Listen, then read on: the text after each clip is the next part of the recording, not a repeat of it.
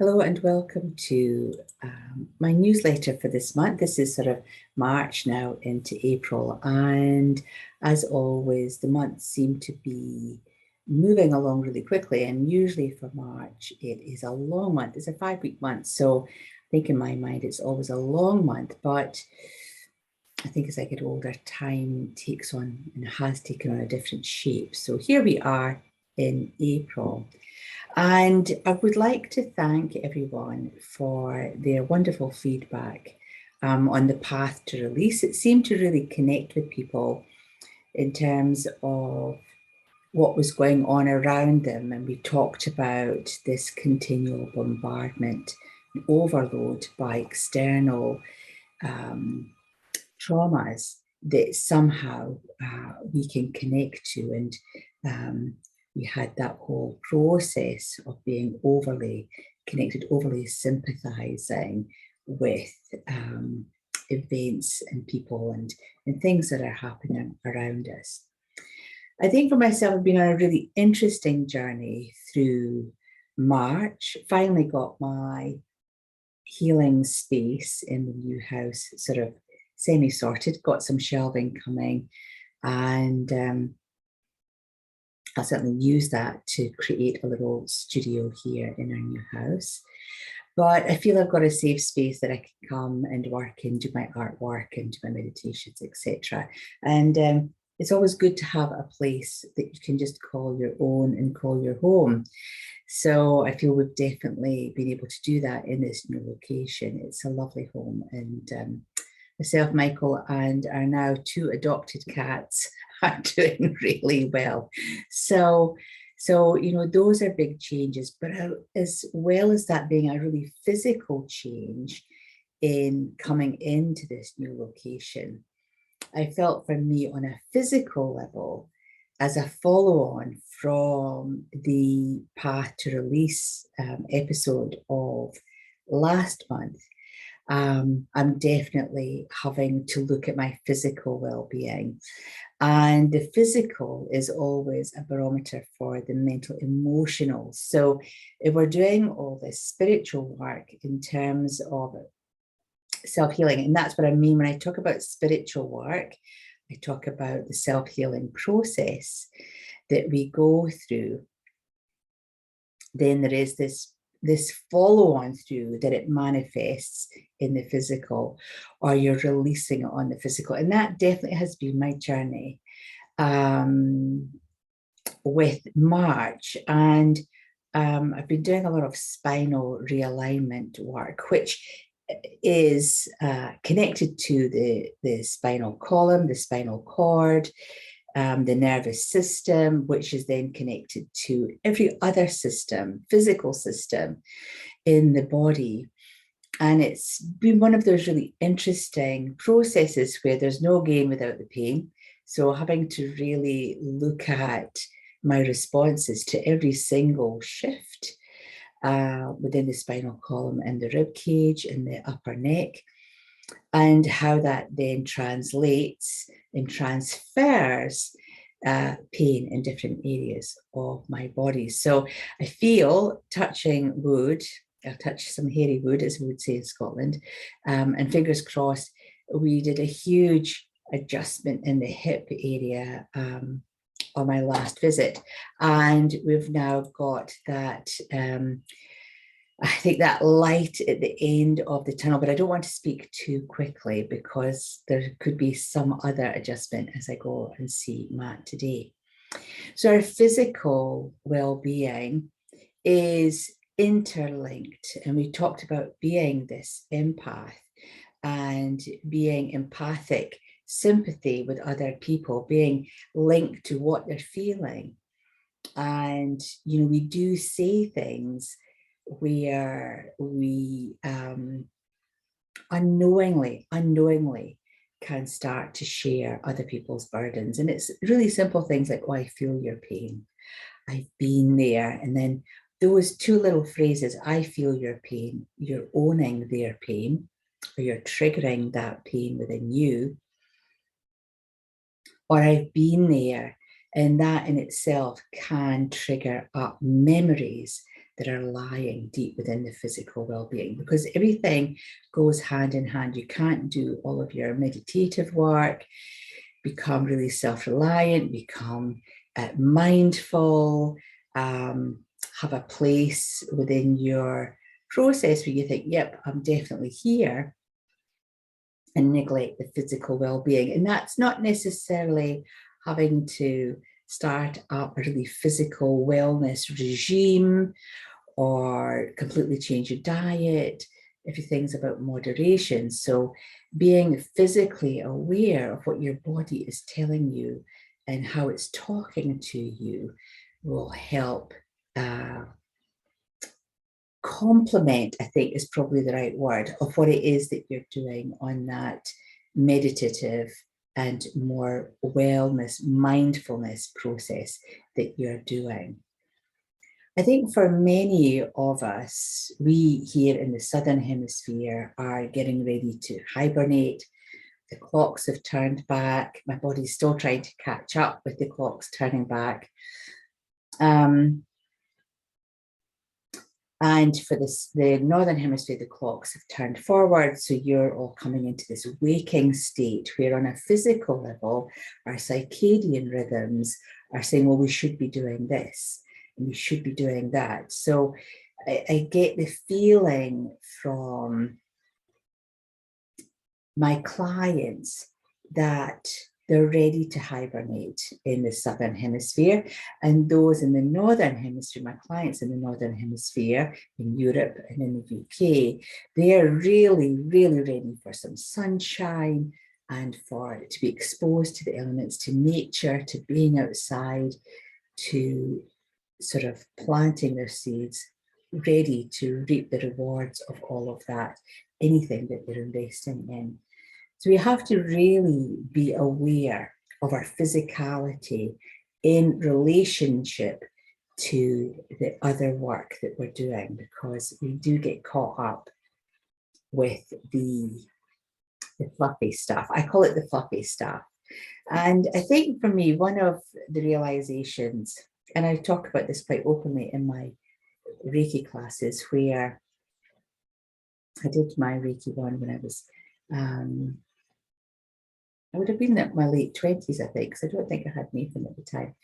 And, you know, other students would talk about, oh, I fell over, so this is what this relates to. And I didn't quite get that. I didn't quite understand the correlation between physicality and mental and spiritual. And my Reiki master teacher at the time would bemoan quite vigorously the processes of her physical work. And she'd be really vocal about, I hate this physical work. I hate doing the physical. I hate doing the physical, she'd say. And again, I never really understood that as a young initiate into the Reiki ethos, if you will. But as I've grown older, and as I too have fallen over and cracked my ankle, then fallen over again and cracked my ankle, and fallen over again and cracked my ankle, it takes 3 times for me, and realized, oh, there has to be something. Why am I falling over and breaking my ankle? And in that searching and in that process, then I suddenly began to marry the two together, marry them up in such a way that the healing becomes really rapid, the physical healing becomes really rapid. And I think that's what we need to really reflect back on in terms of last month's newsletter, where the path to release helps us resolve our mental, emotional issues at any given time, and it will have a really positive impact on your physical recovery, wherever that ache and wherever that pain lies. For myself, to help me get through this physicality that I'm going through with my spine, my hips, and the shifts that are going there, and reactivation of muscles, I think the body is an amazing process where if the nervous system isn't quite connected, then the muscles just switch off and don't work. So working with Matt on that level and and reactivating my muscles. That's been a really interesting process of feeling things differently within my physical body. But I turned to, I will call her the queen of affirmations, Louise L. Hay, and just taking on some of her affirmation work, which I do after I go and have my spine realigned again, my hips put back into place, realigned again. And I'm doing her work. She's a lovely app that has a variety of different affirmations. And some of those affirmations I've been finding really, really helpful. And that's my spiritual aspect of the physical healing right now. The pain itself, the old pain, I feel I've really worked on those issues. The hips are all part of a medical condition that I have in my hips. So it's just a transfer of pain, of working one hip harder than working the other because it's damaged. But in that process of working with Louise L. Hay and working with positive affirmations in my life, I found it really, really uplifting. And I've found that through the variety, I've stuck to the physical ones, but I've actually sort of explored some of the other affirmations that are on this app. And they've really reminded me of the joy of being happy, the joy of being happy. I think we crave for things that we don't have, so that makes us unhappy. I see I've got my Art of Happiness book in the background there with the Dalai Lama. And I was thinking about this in the car, the teachings from Kelson Luma here in Christchurch, that what does make us happy and what we think makes us happy, it may not necessarily make us happy. And these affirmations, I think, have made me really look at what I do have and the joy of what I have and the contentment of what I have and what that brings to me. And I think that then helps me reflect on what other people are losing right now, because it is difficult to comprehend, I think, what is happening in Europe and the atrocities that are going there.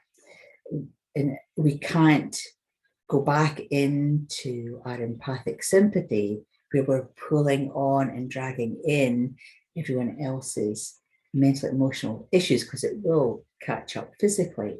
But we can support them in other ways, whether it's a small prayer. We keep ourselves physically well and physically fit so we can support those around us who are connected. And I think a simple affirmation every day is one of the nicest ways to keep your spiritual practices going, even if you don't have time, if you're too busy, if you're stressed, if you're physical pain. Just a simple affirmation can help with the physical release. So it's been a really interesting month in terms of me reflecting and following through from February and still doing my healing work.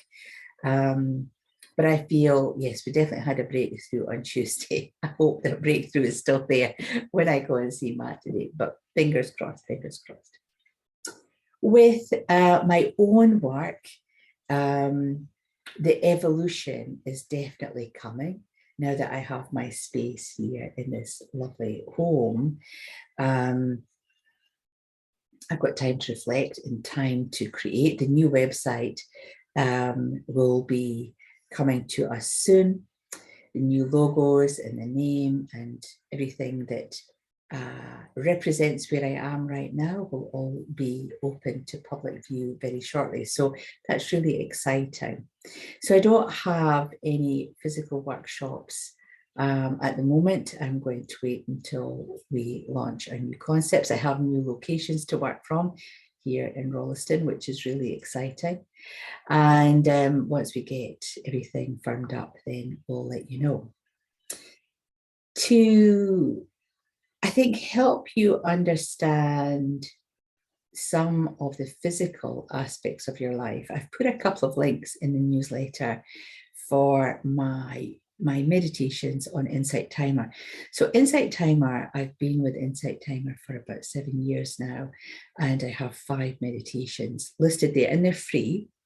I think we're reaching 40,000 listens, which is really, really wonderful. I feel very humbled by what people say. Some people love them, some people loathe them.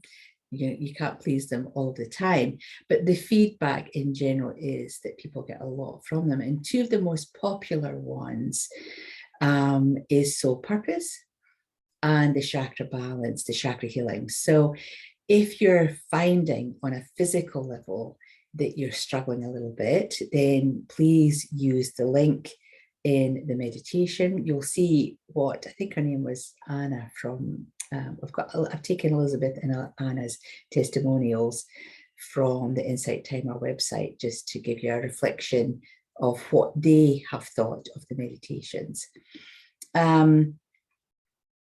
But pop on and maybe develop a practice or an affirmation that can help support you. I think that with the chakra balance, keeping our energy centers really healthy and balanced helps with the physical.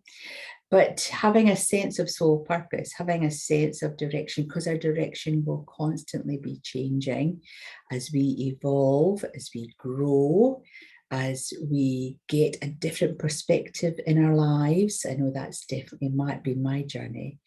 Then I think it's really important to keep visiting the soul's journey. And am I in the right place? Do I need to look somewhere else?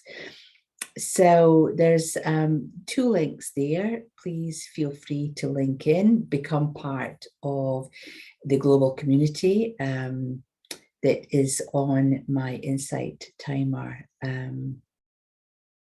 page, if you will, and just explore how you are right now in your physical realm.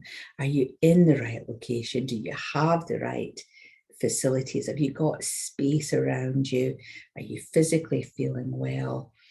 Can you change what's happening with your physical body to reflect your mental, emotional? It's all linked together. And as I say, I found it painful, exciting, and exhilarating at the same time. So until the next time, but I hope to be able to give you links to the new website. The new logo might even be on the newsletter. Yes, until the next time, you take care of yourselves, be kind to yourselves, and look at your physicality. Are you being good to your physical wellness and your physical well-being? And if not, what is your body telling you right now? And do the work on that. So until the next time, take care for now and enjoy the rest of the month. Bye for now.